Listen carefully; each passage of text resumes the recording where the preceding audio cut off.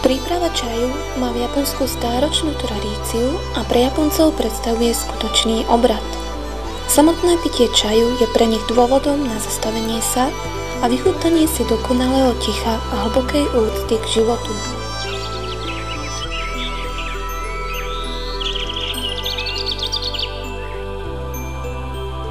Ako sa pripravuje zelený čaj?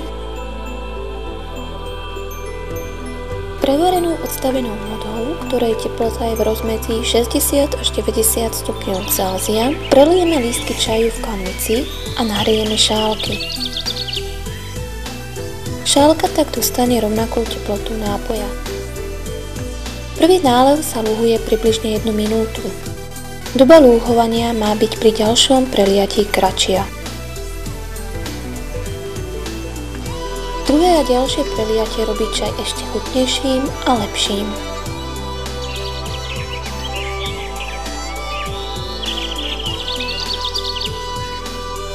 Šálka čaju poskytuje pocit pokoja a bezpečia a zároveň nás môže zbaviť stresov všedného dňa.